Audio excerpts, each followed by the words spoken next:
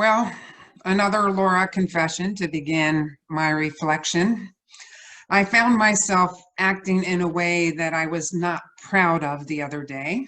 Quite honestly, there are many days that I know I come from an unhealthy place in my reactions versus one of generosity and love. And I have to say, this being sheltered in place business is not helping the situation.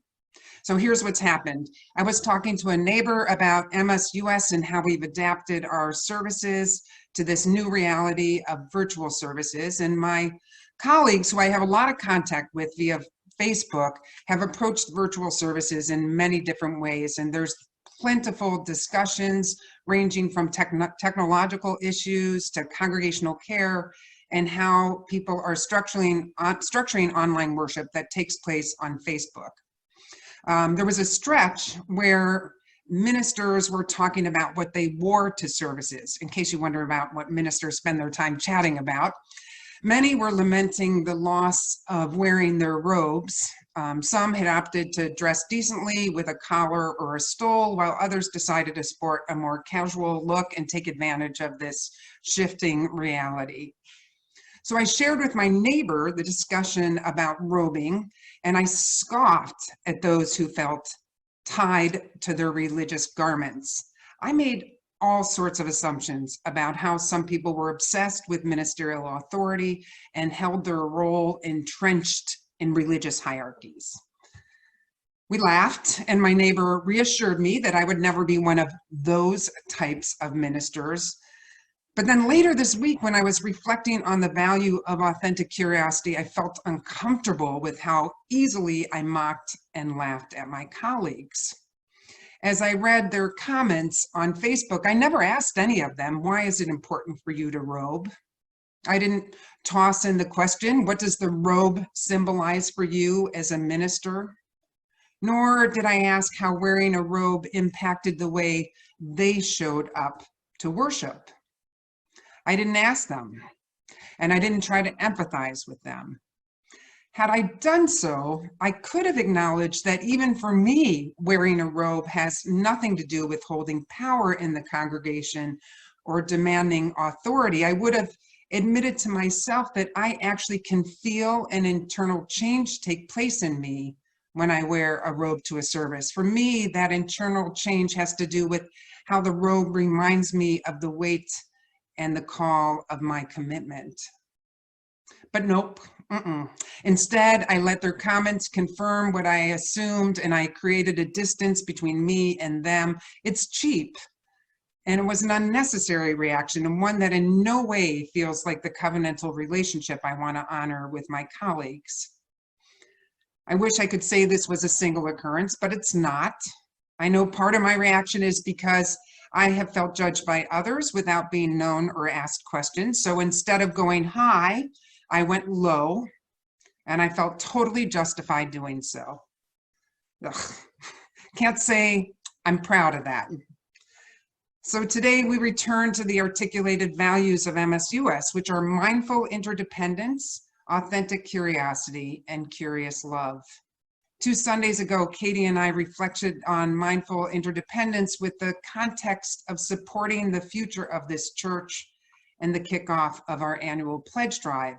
And last week, I reflected on courageous love connected to Earth Day and environmental justice. As some of you may know, last Sunday's reflection was cut off due to my internet going down. I did retape it on Monday morning, and my reflection went out via News for the Office that day. Today, we're going to focus on authentic curiosity. So the word curiosity came to the surface when the board and I gathered with written pages of your thoughts and comments about MSUS's values and mission and vision and the future of our church. For our faith community to thrive, we must be curious about ourselves and each other and the greater community. So today, I'm going to focus on practicing authentic curiosity within the church, and I'll talk about authentic curiosity in our justice work on another day. As you know, being curious implies not knowing it all, humility, and a willingness to learn and explore. We coupled the word curiosity with the word authentic because in a sense, because there is a sense among us that in this church where people show up as their authentic and real selves, here you need not pretend or hide. Here we want you to show up as your whole self. And together we work towards our mission, which is grounded in a community of all ages. And together we celebrate and actively examine faith and challenge one another with loving kindness to be our best selves and work for a flourishing world. I decided to base my thoughts today on words of a colleague of mine, Lois van Leer, in her piece titled, "Let Us Begin Again in Love." And Bruce, you know, sometimes serendipity just happens. The song Bruce was playing was "Begin Again." I will maybe post a link to it on our Facebook page, but I love that it was "Begin Again" because her poem is titled "Let Us Begin Again in Love." And I think that her words provide a framework to explore authentic curiosity and the gifts that come with living this value. So Lois writes, "Having let go, set our intentions, named our curiosity, committed our energies, and given ourselves over to lives of balance, purpose, and meaning, let us begin again in love." So I'm a serious believer in forgiveness, especially when it comes to me and all of you.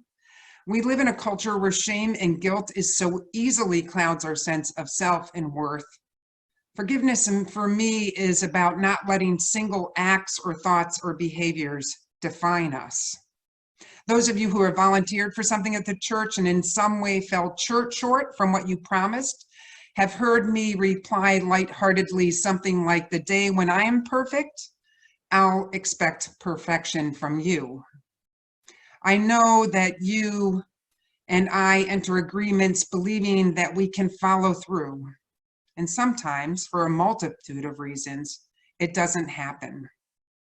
Practicing forgiveness and steering away from judgment of ourselves or one another lets us take that first step to beginning again with love.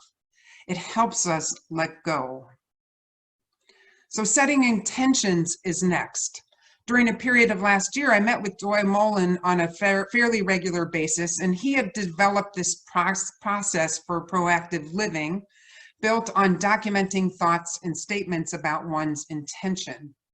So we worked together to help me remain accountable to my intentions and to expand our understanding of the power of setting intentions.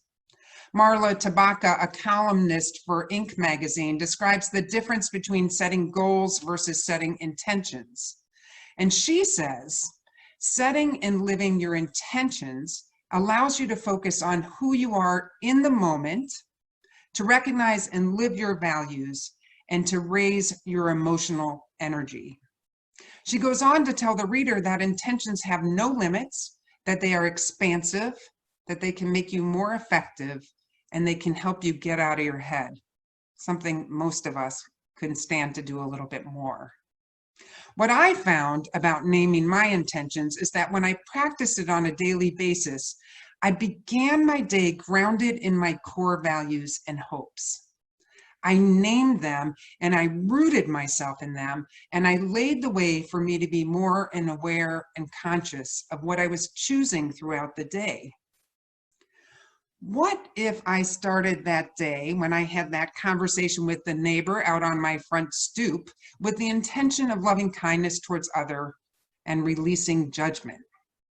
Would I have stated what I observed of my colleagues with curiosity and openness instead of snarkiness? So the third line of Lois's writing is named our curiosity.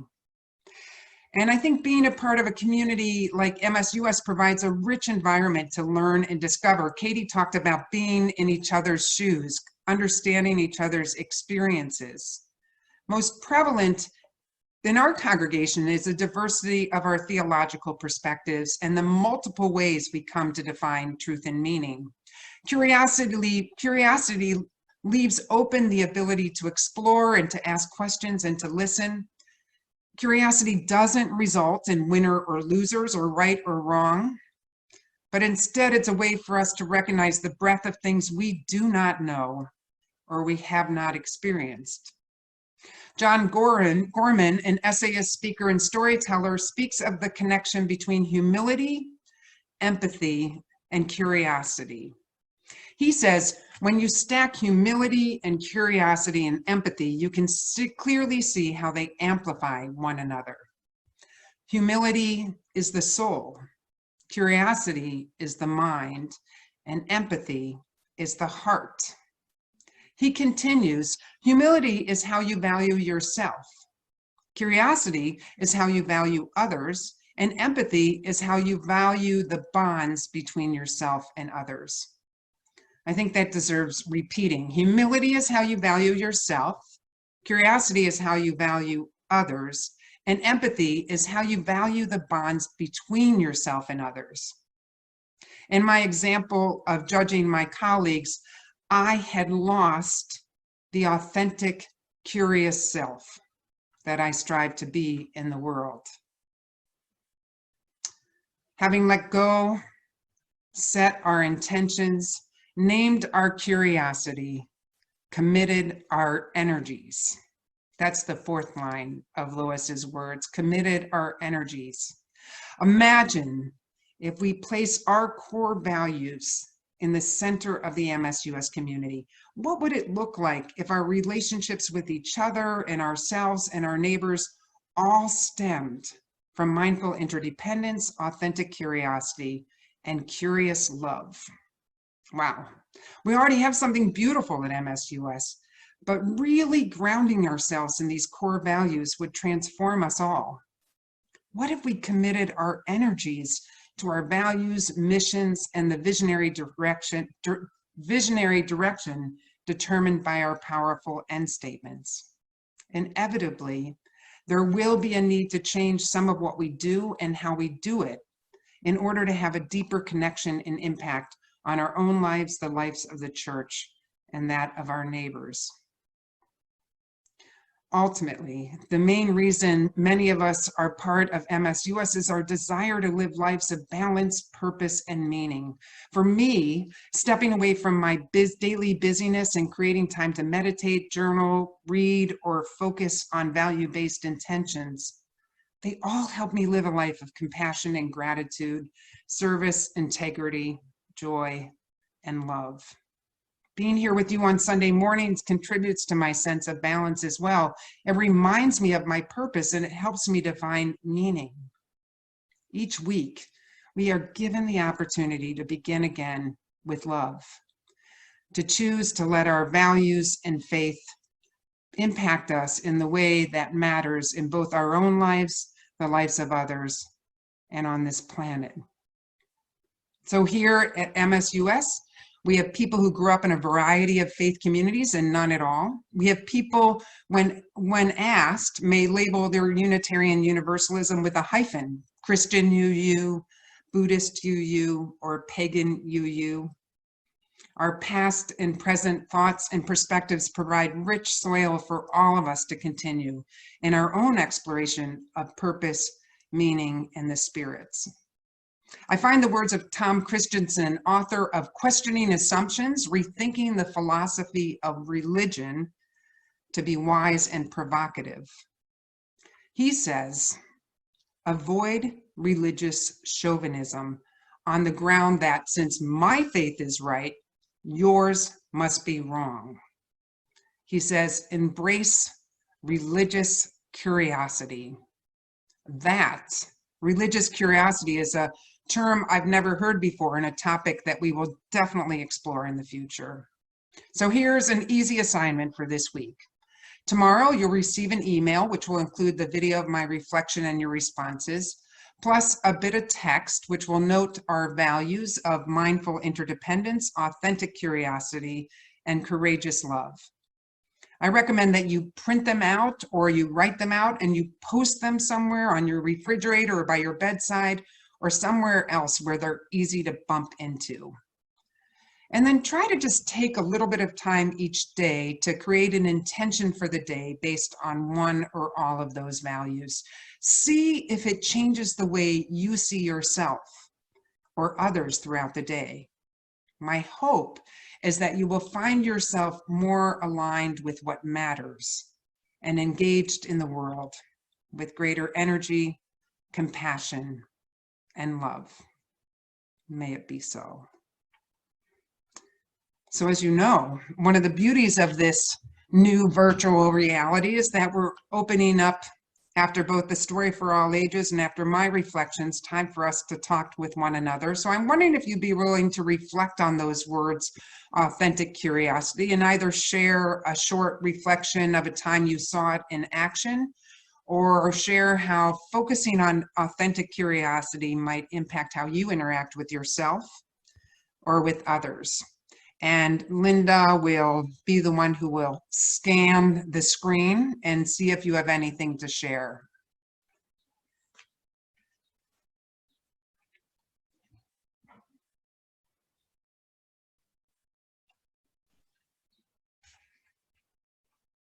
Oh, did I not say authentic curiosity, Katie? I see she wrote authentic curiosity. Maybe I said something else.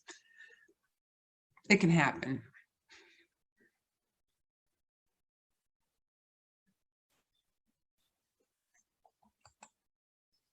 It's all right if folks are going to be quiet. Is it quiet out there, Linda? Yes, I'm looking for hands raised, either in the participant list. Oh, here we go. I see Jamie. Go ahead, you're unmuted. Could you repeat the quote about empathy and intention, etc.? Sure. Let me see if I can find it while we're sitting here, because I love that quote.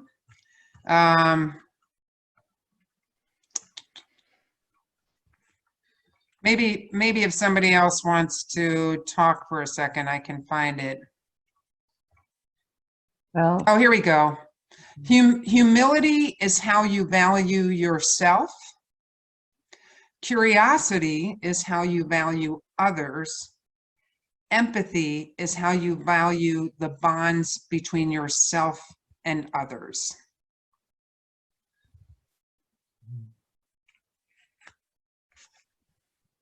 Did that resonate with you, Jamie? yeah, well, and I couldn't remember the first part, and I didn't remember it quite correctly, but yeah, it's a what's the word? Well, it's a contradiction to think that humility is how you value yourself. How do you see that? Or how do others see that? I would say actually even just sharing the story that I shared, Jamie. So recognizing that we will all be imperfect. We will all do things that we're not exactly proud of. But to forgive ourselves and to recognize that that actually is just part of living. And so to be willing to share when we fall and when we're standing tall and accept both, our own forgiveness of ourselves and others' forgiveness of us, as well as the ability to stand up and say, hey, that felt really great. But I think the humility is being willing to look at oneself with kindness and without your ego being in the center. And yet still value yourself instead of I'm a bad person, or focusing on what you did wrong, feeling guilt or whatever. Yeah, with loving kindness. I think humility is it's a word that doesn't involve a sledgehammer, right? Mm-hmm. So, yeah. Hey, Jan, I see your hand was up. You're unmuted now. It's actually Rebecca who wants to talk. Oh, okay, Rebecca. No worries. Yeah, I definitely resonate with the idea of using empathy in this way to try and understand other people's experiences. And like Katie was talking about previously, talking about walking in other people's shoes, I really had to learn this experience trying to understand others rather than passing judgment, because most of my friends aren't American. So when I first started college, most of my friends were from Bangladesh, actually. And I didn't really know anything about Bangladesh. And when they told me that their country has a lot of conflict because of the the child labor issues and the factory workers. I had no idea any of this was going on, so I had to keep my empathy open and, listen. And I have a friend who was from Argentina when her country was collapsing, and I had to keep my heart open to try and understand her conflict. And through all these experiences with different people, this curiosity, being authentic, maybe I don't know about their experience, but being open to listening to their experience, it's really, that kind of mindset really helps you, leads you to personal development and growth. And it also makes everyone involved feel loved and cherished when they feel like you're not closed-minded to their own experience. And it doesn't have to be a different culture. People live all different walks of life, no matter where they live. So just being open-minded to every person's experience. It's been something I'm trying to learn every day. Thank you, Rebecca. Carol, I see your hand is up and you are unmuted now. Hi. Lately, I've been revisiting some old emotions about a situation many years ago when someone did me a serious wrong. And in that process, I found that I didn't have hatred for that person, and I didn't want revenge, but I had a real curiosity about what had motivated that person. I didn't really know them well at the time, even though our lives crossed in some pretty dramatic ways. And I was just really curious about, who was that person really at that time? Why did they do what they did? And who are they now? And have they changed? Or have they had other thoughts or feelings about what happened? And I did reach out, but haven't had a response, so that's disappointing. But I'm still, thinking with curiosity and with a surprising amount of compassion for them and also for myself, because I had, feelings of shame about it, even though I was not, you would say objectively in the wrong. So that's been interesting. Thank you for your thoughts, Carol. And I think it's interesting how one thing I think about authentic curiosity is it also allows a story not to remain fixed. Like it sounds like you've revisited this story at different chapters, and you may not have been curious before. You may have just been angry. But this reality of authentic curiosity lets us not just freeze time or freeze ourselves or freeze somebody else, but allows the story to be revisited. So thank you so much for your sharing. Beth, I see your hand was up. You're unmuted now. Yes. I don't disagree with the three parts of the statement. The humility, curiosity, empathy, was it? Humility, curiosity, empathy. Yeah, but through my decades of life, I found I'd like to think of strength in myself and think of it in terms of humility and hubris walking hand in hand, strength and confidence in knowing who I am, and anyway, so that's just a little different take on it. Beth, I appreciate that. And I don't actually think to be humble means you need to be less than or small. You know what I mean? I think you can be a wholly full and confident, but still be humble. So that humility to me leaves space to an openness. that's kind of where I take it, but I really appreciate you bringing those comments in. Richard, I see your hands up. Yes, You're unmuted.